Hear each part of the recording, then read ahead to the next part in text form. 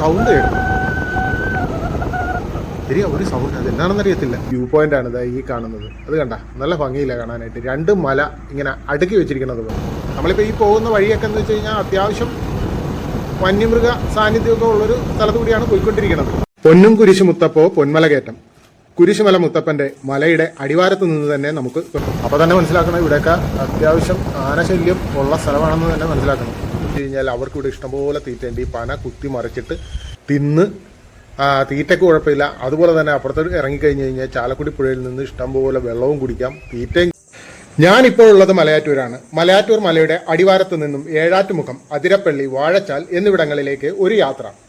ആദ്യം മലയാറ്റൂർ കുരിശുമലയിലേക്ക് കുറച്ചു ദൂരം കയറി അവിടുത്തെ ആ വനഭംഗിയൊക്കെ ഒന്ന് ആസ്വദിച്ചതിന് ശേഷം അവിടെ നിന്ന് നേരെ കണിമംഗലം ഫോറസ്റ്റ് റൂട്ടിലൂടെ പ്ലാന്റേഷൻ കോർപ്പറേഷന്റെ കല്ലേല തോട്ടത്തിലൂടെ ചാലക്കുടി പുഴയുടെ ഭംഗിയും എണ്ണപ്പന തോട്ടങ്ങളും കണ്ട് അതിരപ്പള്ളി, വാഴച്ചാൽ വെള്ളച്ചാട്ടവും കണ്ട് തിരിച്ചു വരുമ്പോൾ ഏഴാറ്റുമുഖം പ്രകൃതി ഗ്രാമത്തിൽ ചെന്ന് അവിടെ ചാലക്കുടി പുഴയുടെ കുറുകെയുള്ള തൂക്കുപാലത്തിൽ തുമ്പൂർ മൊഴി ഗാർഡനിലെത്തുക. ഇങ്ങനെയാണ് ഞാൻ ഈ യാത്ര ഷെഡ്യൂൾ ചെയ്തിരിക്കുന്നത്. പൊന്നും കുരിശു മുത്തപ്പോ പൊന്മല കയറ്റം. കുരിശുമല മുത്തപ്പന്റെ മലയുടെ അടിവാരത്ത് നിന്ന് തന്നെ നമുക്ക് തുടങ്ങാം. ഇവിടെ നിന്നാണ് കുരിശുമല കയറ്റം ആരംഭിക്കുന്നത്. കേരളത്തിൽ നിന്നും തമിഴ്നാട്ടിൽ നിന്നും ഒട്ടനവധി ക്രിസ്തുമത വിശ്വാസികളും ഇതര മതസ്ഥരും ഒക്കെ വരുന്ന ഒരു തീർത്ഥാടന കേന്ദ്രമാണ് മലയാറ്റൂർ മല. ഇവിടെ നിന്ന് ഒരു 1300 അടി കയറിയാൽ മലയുടെ മുകളിലെത്താം. അവിടെ നിന്നും നോക്കിയാൽ താഴ്വാരത്തിലൂടെ ഒഴുകുന്ന പെരിയാർ നദിയെയും പ്രകൃതി ഭംഗിയും ഒക്കെ ആസ്വദിക്കാനായിട്ട് സാധിക്കും. കൂടാതെ തോമാസ് ലീഹ സ്ഥാപിച്ച ആനകുത്തിപ്പള്ളിയും പൊൻകുരിശും ഒക്കെ കാണുവാൻ സാധിക്കും. പുതു ഞായറാഴ്ച, അതായത് ഈസ്റ്റർ കഴിഞ്ഞ ആദ്യത്തെ ഞായറാഴ്ചയാണ് മലയാറ്റൂർ പള്ളിയിലെ പെരുന്നാൾ. നമ്മൾക്കിന്ന് ഒരുപാട് സ്ഥലങ്ങളിൽ പോകേണ്ടതുകൊണ്ട് ഞാൻ മല കയറാനായിട്ട് അവിടെ നിന്നില്ല. അവിടെ നിന്ന് ഞാൻ താഴേക്ക് ഇറങ്ങിയാണ്.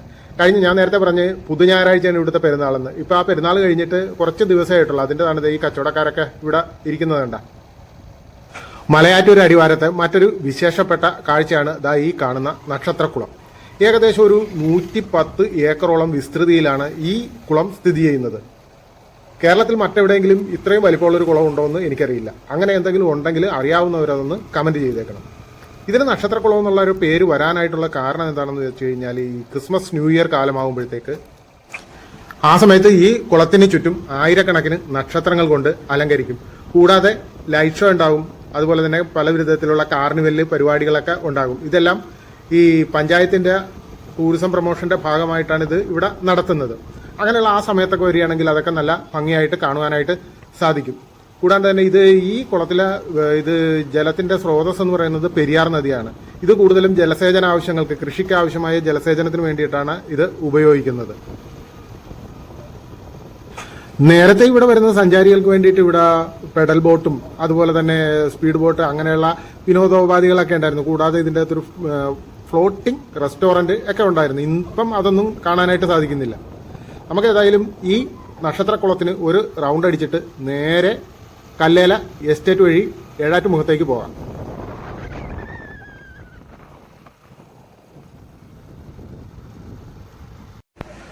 നമ്മൾ മലയാറ്റൂരിൽ നിന്ന് ജസ്റ്റ് ഇങ്ങോട്ട് പോകുന്നപ്പോഴത്തേക്ക് കണ്ട ഒരു വ്യൂ പോയിന്റ് ആണ് ഇതാ ഈ കാണുന്നത്. അത് കണ്ട, നല്ല ഭംഗിയില്ല കാണാനായിട്ട്. രണ്ട് മല ഇങ്ങനെ അടുക്കി വെച്ചിരിക്കുന്നത് പോലെ.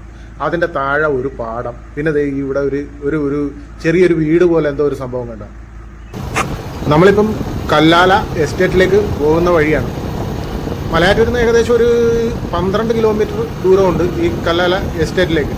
നമ്മളിപ്പോൾ ഈ പോകുന്ന വഴിയൊക്കെ എന്ന് വെച്ച് കഴിഞ്ഞാൽ അത്യാവശ്യം വന്യമൃഗ സാന്നിധ്യമൊക്കെ ഉള്ളൊരു സ്ഥലത്തു കൂടിയാണ് പോയിക്കൊണ്ടിരിക്കുന്നത്. കാട്ടാനയാണ് ഏറ്റവും കൂടുതലുള്ളത്. ഈ രണ്ട് സൈഡിലും ഫെൻസിങ് ഒക്കെ ഇട്ടിട്ടുണ്ട് കേട്ടോ. ഒരു സൗണ്ട് കേട്ടോ. ശരിയാ, ഒരു സൗണ്ട്, അത് എന്താണെന്നറിയത്തില്ല. ഏതായാലും ഇച്ചിരി സ്പീഡിൽ പോയേക്കാം. എന്താണെന്ന് നോക്കിയിട്ടൊന്നും കാണുന്നില്ല. മയിലിൻ്റെ സൗണ്ട് അല്ല, വേറെ എന്തുവാണ്, എന്താണെന്ന് എനിക്ക് മനസ്സിലായില്ല. ഏതായാലും വേറെ വണ്ടികളൊന്നും കാണാനില്ല.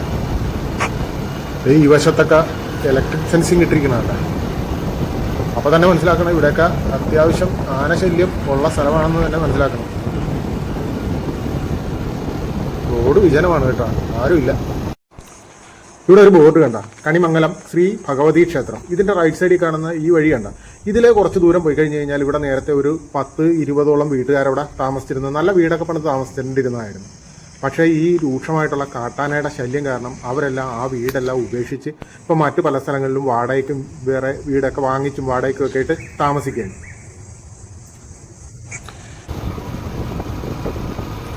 നമ്മളിപ്പോൾ കണിമംഗലം ഫോറസ്റ്റിൽ കൂടിയാണ് പോയിക്കൊണ്ടിരിക്കുന്നത്. ഇന്നത്തെ ദിവസം ചില സമയത്തൊക്കെ ഒരു മൂടിക്കെട്ടിയ അന്തരീക്ഷമാണ്, പിന്നെ അല്ലാത്ത സമയത്തൊക്കെ വെയിലരിക്കുന്നുണ്ട്. വെയിലുള്ളപ്പോഴത്തേക്ക് നല്ല വെയിൽ. Kanimangalam forest office. ഇനി നമുക്ക് ഇവിടുന്ന് നേരെ പോയി കഴിഞ്ഞ് കഴിഞ്ഞാൽ നേരത്തെ പറഞ്ഞ കല്ലേല എസ്റ്റേറ്റിലേക്കാണ് നമ്മൾ പോകുന്നത്. ഇതിൻ്റെ മുമ്പിൽ കാണുന്ന ഒരു ഗേറ്റ് കണ്ട, ഇതാണ് കല്ലേല എസ്റ്റേറ്റിൻ്റെ എൻട്രൻസ്. നമ്മൾ ഈ എസ്റ്റേറ്റിൻ്റെ വഴി കൂടി പോകണമെങ്കിൽ നമ്മളിവിടെ ഒരു എൻട്രൻസ് ഫീസ് കൊടുക്കണം. ബൈക്കിന് 10 രൂപയും കാറിന് 25 രൂപയാണ്. നമുക്ക് ഈ പാസ് ഉപയോഗിച്ച് വെറ്റിലപ്പാറ വരെ ഇനി പോകാം.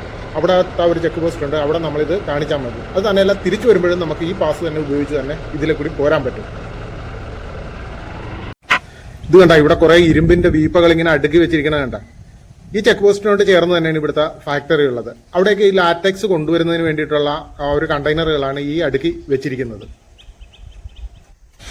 ഈ പ്ലാന്റേഷൻ റോഡിലൂടെ നമുക്ക് സഞ്ചരിക്കുന്നതിനൊരു സമയ പരിധി വെച്ചിട്ടുണ്ട്. അതായത് രാവിലെ 6 മുതൽ വൈകിട്ട് 6 വരെ മാത്രമേ അവർ ഇതിൽ കൂടി ആൾക്കാരെ കടത്തി വിടുകയുള്ളൂ. അങ്ങനെ ഈ രാവിലെ ഒരു 6 മണിക്ക് ആ തുറക്കുന്ന സമയത്ത് ഇവിടെ വരാമെന്നുണ്ടെങ്കിൽ പലപ്പോഴും ഇവിടെ കാട്ടാനക്കൂട്ടങ്ങൾ ഈ റോഡ് സൈഡിലും റബ്ബർ തോട്ടത്തിലും ഒക്കെ ആയിട്ട് കാണാനായിട്ട് സാധിക്കും. പിന്നീട് പണിക്കാരൊക്കെ വന്നു കഴിഞ്ഞ് കഴിയുമ്പോൾ ആരുണ്ടെങ്കിൽ അവർ ഒച്ചയും ബഹളമൊക്കെ എടുത്ത് ഓടിച്ചു കഴിഞ്ഞ് പിന്നെ കാണാൻ പറ്റത്തില്ല. നമ്മളിപ്പോൾ വരുമ്പോഴത്തേക്ക് ഇപ്പം ഞാനിപ്പോൾ 3-4 പ്രാവശ്യം വന്നിട്ട് എനിക്ക് കാണാൻ സാധിക്കാത്തതിൻ്റെ കാര്യം എന്താണെന്ന് വെച്ച് കഴിഞ്ഞാൽ, എങ്ങനെ വന്നാലും ഞാനൊരു 10-10:30 മണിയൊക്കെ ആകുമ്പോഴത്തേക്കാണ് ഇവിടെ എത്തുന്നത്. പിന്നെ വല്ല ലക്കുണ്ടെങ്കിൽ കാണാമെന്ന് മാത്രമേ ഉള്ളൂ. കേരള സർക്കാരിൻ്റെ ഉടമസ്ഥതയിലുള്ള പ്ലാന്റേഷൻ കോർപ്പറേഷൻ ഓഫ് കേരളയുടെ കാലടി പ്ലാന്റേഷൻ്റെ ഭാഗമായിട്ടുള്ളതാണ് ഈ കല്ലാല എസ്റ്റേറ്റ്. ഏകദേശം 7000 ഏക്കറോളം വിസ്തൃതിയുണ്ട് ഇവിടെ പ്രധാനമായിട്ടും റബ്ബർ, മറ്റേ ഈ ഈന്തപ്പന അല്ല കേട്ടെ, എണ്ണപ്പന, പിന്നെ കശുമാവ്, ഇതൊക്കെയാണ് ഇവിടുത്തെ കൃഷിയായിട്ടുള്ളത്. ഇവിടെ പ്ലാന്റ് ചെയ്തിരിക്കുന്നത് കൂടുതലും ഈ 3 ഐറ്റങ്ങളാണ്. അതായത് കൂടുതലും റബ്ബർ തന്നെയാണ്. ഏഴാറ്റുമുഖം ഭാഗത്തേക്ക് ചെല്ലുമ്പോഴത്തേക്കാണ് നമുക്ക് എണ്ണപ്പന കാണാൻ പറ്റുന്നത്. അതുപോലെ തന്നെ അതിരപ്പള്ളി ആ റോഡിന്റെ ലെഫ്റ്റ് സൈഡിൽ, നമ്മൾ അതിരപ്പള്ളിക്ക് പോകുമ്പോഴത്തേക്ക് ലെഫ്റ്റ് സൈഡിലൊക്കെയാണ് കശുമാവിന്റെ തോട്ടം ഉള്ളത്. എറണാകുളം ജില്ലയിലെ അയ്യമ്പുഴ പഞ്ചായത്തിലാണ് ഈ ഒരു എസ്റ്റേറ്റ് സ്ഥിതി ചെയ്യുന്നത്. നമ്മളിങ്ങോട്ട് പോകുന്ന വഴിയിൽ പലയിടത്തൊക്കെ അത്യാവശ്യം നല്ല റോഡൊക്കെയാണ്, ചിലയിടത്തൊക്കെ കുറച്ച് പൊട്ടിപ്പൊളിഞ്ഞിട്ടുണ്ട്. പക്ഷേ ഈ ഒരു ഭാഗത്ത് വന്നപ്പോഴത്തേക്ക് റോഡ് കംപ്ലീറ്റ് പൊളിഞ്ഞു കിടക്കുകയാണ്, നല്ല ഗട്ടറുകളാണ്. അത് തന്നെയല്ല, ഇവിടുന്ന് മുന്നോട്ട് നോക്കുമ്പോഴത്തേക്ക് ഒരു ഭാഗത്ത് റബ്ബറും മരമൊന്നും ഇല്ലാതെ നിൽക്കുന്നൊരു തെളിഞ്ഞൊരു സ്ഥലം. ഇവിടെ പൈനാപ്പിളാണ് കൃഷി ചെയ്തിരിക്കുന്നത്. നേരത്തെ ഇവിടെ റബ്ബർ മരം ഉണ്ടായിരുന്നു, അത് വെട്ടിയിട്ട് പൈനാപ്പിൾ വെച്ചിരിക്കുകയാണ്. ഇത് തന്നെയല്ല കേട്ടോ, ഒരു ഏരിയ ഫുള്ളായിട്ട് ഇവിടെ പൈനാപ്പിൾ വെച്ചിട്ടുണ്ട്. ഇത് കണ്ട, അത് ആ ഒരു മലയുടെ താഴെത്തൊട്ട് വിശാലമായിട്ട് തന്നെയാണ് ഈ പൈനാപ്പിൾ വെച്ചിരിക്കുന്നത്. അത് തന്നെയല്ല, ഇത് റബ്ബർ തോട്ടാണെന്ന് പറഞ്ഞിട്ടൊന്നും കാര്യമില്ല. കാട്ടാന കയറി ഇറങ്ങി മേയുന്ന സ്ഥലമാണിത്. അത് കണ്ട, അതിന്റെ നടുക്കായിട്ടൊരു ചെറിയൊരു വീടും കുറച്ച് മരങ്ങളും ഒക്കെ ആയിട്ട് നിൽക്കണം കണ്ട. ഇവര് നല്ല ശക്തമായിട്ടുള്ള രീതിയിലുള്ള ഫെൻസിങ് ഒക്കെ ഇട്ടിട്ടുണ്ട് കേട്ടോ. 2 ടൈപ്പിലാണ് ആ ഒരു ഇതെന്ന് ഫെൻസിങ്, ഇലക്ട്രിക് ഫെൻസിങ് ഇട്ടിരിക്കണം. ഒന്ന് വട്ടത്തിലുമുണ്ട്, ഒന്ന് നീളത്തിൽ ഇങ്ങനെ തൂക്കിയിട്ടിട്ടുമുണ്ട്. അപ്പൊ അതുകൊണ്ട് തന്നെ ആന അങ്ങനെ കയറി വലിയ ഉപദ്രവം ഉണ്ടാകില്ലെന്ന് വേണം പ്രതീക്ഷിക്കാനായിട്ട്.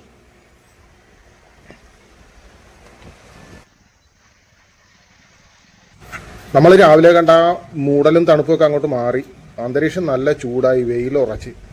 ഇനി ഒന്ന് മുഖമൊക്കെ കഴുകി കുറച്ച് വെള്ളമൊക്കെ കുടിച്ചിട്ട് വേണം ബാക്കി യാത്ര തുടരാനായിട്ട്. അപ്പം ഒരു കാര്യം പറയാനായിട്ട് മറന്നുപോയി, ഈ വീഡിയോ എല്ലാവരും മുഴുവനായിട്ടും കാണണം. അതുപോലെ തന്നെ വീഡിയോ ഇഷ്ടപ്പെട്ടാൽ ലൈക്ക് ചെയ്യണം, കമൻറ്റ് ചെയ്യണം. കൂടാതെ സബ്സ്ക്രൈബ് ചെയ്ത് ഈ ചാനലിനെ ഒന്ന് സപ്പോർട്ട് ചെയ്യുകയും വേണം. സബ്സ്ക്രൈബ് ചെയ്യുമ്പോൾ വലതുവശത്തുള്ള ബെല്ലൈക്കൺ ഒന്ന് അമർത്തിയേക്കണം. അപ്പോൾ ഞാൻ അപ്ലോഡ് ചെയ്യുന്ന വീഡിയോകൾ അതേസമയം തന്നെ നിങ്ങളുടെ ഡിവൈസിൽ നിങ്ങൾക്ക് നോട്ടിഫിക്കേഷനായിട്ട് ലഭിക്കുകയും ചെയ്യും. അപ്പം നമുക്ക് യാത്ര തുടരാം. നമ്മൾ റബ്ബർ തോട്ടമൊക്കെ കഴിഞ്ഞ് എണ്ണപ്പനകളുള്ള ആ ഒരു ഭാഗത്ത് വന്നിരിക്കുകയാണ്. റോഡ് വളരെ മോശമാണ് ഇവിടെ. ഇത് കണ്ട, ഈ നമ്മൾ പോകുന്ന റോഡിന്റെ വലതുവശത്ത് ഒരുപാട് റബ്ബറല്ല എണ്ണപ്പനകൾ നിൽപ്പുണ്ട്. ഇടതുവശം കാലിയായിട്ട് കിടക്കുകയാണ്. അപ്പം ഞാനിവിടെ പണി ചെയ്തിരുന്ന ഒരു ചേട്ടൻ്റെ നേരത്തെ ചോദിച്ചപ്പോഴത്തേക്ക് പുള്ളി പറഞ്ഞ് ഇവിടുത്തെ പനകളെല്ലാം നശിച്ചു പോയിട്ട് രണ്ടാമത് റീപ്ലാന്റ് ചെയ്യാനുള്ള പരിപാടിയിലാണെന്നാണ് പറഞ്ഞത്. എണ്ണപ്പനക്കൂട്ടത്തിന്റെ ഒരു മനോഹരമായിട്ടുള്ളൊരു ദൃശ്യം കണ്ട, എല്ലാം നല്ല വരിയായിട്ടാണ് കേട്ടോ വെച്ചിരിക്കുന്നത്. പിന്നെ ഒരു കാര്യം എന്ന് വെച്ച് കഴിഞ്ഞാൽ, ഈ ഭാഗത്താണ് ഏറ്റവും കൂടുതൽ കാട്ടാനകൾ വരാൻ സാധ്യതയുള്ളത്. വരാൻ സാധ്യതയുള്ളതല്ലെന്നല്ല, വരുന്നത്. കാര്യം എന്നാണെന്ന് വെച്ച് കഴിഞ്ഞാൽ, അവർക്കിവിടെ ഇഷ്ടംപോലെ തീറ്റയുണ്ട്. ഈ പന കുത്തി മറിച്ചിട്ട് തിന്ന് തീറ്റയ്ക്ക് കുഴപ്പമില്ല. അതുപോലെ തന്നെ അപ്പുറത്തോട്ട് ഇറങ്ങിക്കഴിഞ്ഞ് കഴിഞ്ഞാൽ ചാലക്കുടി പുഴയിൽ നിന്ന് ഇഷ്ടംപോലെ വെള്ളവും കുടിക്കാം, തീറ്റയും കിട്ടും, വെള്ളവും കിട്ടും. അതുകൊണ്ട് തന്നെ ഇവിടുത്തെ കാട്ടാനകളൊക്കെ എന്ന് വെച്ച് കഴിഞ്ഞാൽ അങ്ങനെ വലിയ അഗ്രസീവായിട്ടുള്ള ആനകളല്ലെന്നാണ് പറഞ്ഞു കേട്ടിട്ടുള്ളത്. തീറ്റയുണ്ട്, വെള്ളമുണ്ട്. പിന്നെ ഇതെല്ലാം കഴിഞ്ഞ് അവർ രാത്രിയിലേക്ക് കാട് കയറും. നമ്മുടെ ഏഴാറ്റുമുഖം ഗണപതി മഞ്ഞക്കൊമ്പനും ഒക്കെ വിഹരിക്കുന്ന സ്ഥലങ്ങളാണ് ഈ കാണുന്നത്. എണ്ണപ്പനയുടെ കുരുവാണ് ഈ കിടക്കുന്നത്. ഇത് പ്രോസസ്സ് ചെയ്തിട്ടാണ് പാം ഓയിൽ ഉണ്ടാക്കുന്നത്. അങ്ങനെ നമ്മൾ വെറ്റിലപ്പാറ ചെക്ക് പോസ്റ്റിൽ വന്നു. ഇവിടെ കുറേ 2 വീലറൊക്കെ ഇരിപ്പുണ്ട്. ഇതൊക്കെ ഈ തോട്ടത്തിൽ പണിക്ക് വന്ന ആൾക്കാരുടെ വണ്ടികളാണ് ഇത്. അവിടെ ഒരു ചേട്ടൻ നിന്നിട്ട് ഡ്രസ്സൊക്കെ മാറുന്നുണ്ട്. പണിക്കിറങ്ങാനായിട്ടുള്ള തയ്യാറെടുപ്പാണെന്ന് തോന്നുന്നു. ഇവിടെ നമ്മൾ അവിടെ നിന്ന് എടുത്ത മറ്റേ കല്ലല എൻട്രി ഭാഗത്തു നിന്ന് എടുത്ത ആ പാസ് ഇവിടെ കാണിച്ച് ഇവിടെ നമ്മൾ എൻട്രി ചെയ്യണം. തിരിച്ചു പോരുമ്പോഴേ നമുക്ക് ഈ പാസ് തന്നെ ഉപയോഗിക്കാം. അതുപോലെ തന്നെ ഈ ഒരു ചെക്ക് പോസ്റ്റിൽ ഈ കാട്ടിൽ നിന്ന് ഇവരെ ശേഖരിക്കുന്ന ആദിവാസികളൊക്കെ ശേഖരിച്ചു കൊണ്ടുവരുന്ന കാട്ടുതേനൊക്കെ ഇവിടെ വിൽപ്പനയ്ക്ക് വെച്ചിട്ടുണ്ട്. ഈ ചെക്ക് പോസ്റ്റിൽ നിന്ന് നേരെ പോയാൽ നമുക്ക് ഏഴാറ്റുമുഖം പ്രകൃതി ഗ്രാമത്തിലെത്താം. ഇവിടുന്ന് റൈറ്റ് തിരിഞ്ഞു പോയാൽ വെറ്റിലപ്പാറ പാലം കയറി നേരെ അക്കരെ ഇറങ്ങി അവിടുന്ന് റൈറ്റ് തിരിഞ്ഞു പോയാൽ അതിരപ്പള്ളി, വാഴച്ചാൽ ഈ ഭാഗങ്ങളിലേക്ക്, മലക്കപ്പാറ, വാൽപ്പാറ ഇതിലേക്കൊക്കെ പോകുന്ന ആ റൂട്ടിലേക്കാണ് നമ്മൾ കയറുന്നത്. നമ്മളിപ്പം ആദ്യം അതിരപ്പള്ളി, വാഴച്ചാൽ പോയിട്ട് തിരിച്ചു വരുമ്പോഴത്തേക്ക് ഏഴാറ്റുമുഖത്ത് പ്രകൃതി ഗ്രാമവും തുമ്പൂർ മൊഴി ഗാർഡനും ഒക്കെ കാണാമെന്ന് വിചാരിച്ചു. ഇതാണ് വെറ്റിലപ്പാറ പാലം. ചാലക്കുടി പുഴയ്ക്ക് കുറുകെയാണ് ഈ പാലം നിർമ്മിച്ചിരിക്കുന്നത്. ഈ യാത്ര ഒറ്റ ഭാഗമായിട്ട് കാണിച്ചു കഴിഞ്ഞാൽ ഒരുപാട് ദൈർഘ്യം ഉണ്ടാകും. അതുകൊണ്ട് തന്നെ ഞാനതൊരു 2-3 ഭാഗമായിട്ടായിരിക്കും ഈ വീഡിയോ അപ്ലോഡ് ചെയ്യുന്നത്. ഈ ചാലക്കുടി പുഴയുടെ ഒരു മനോഹരമായൊരു ദൃശ്യം കണ്ടുകൊണ്ട് ഇന്നത്തെ ഈ ഭാഗം ഇവിടെ അവസാനിപ്പിക്കുകയാണ്. തുടർന്നുള്ള ഭാഗങ്ങൾ അടുത്ത ദിവസം തന്നെ അപ്ലോഡ് ചെയ്യുന്നതായിരിക്കും. അപ്പോൾ എല്ലാവരും തുടർന്നുള്ള ഭാഗങ്ങളും കാണുക.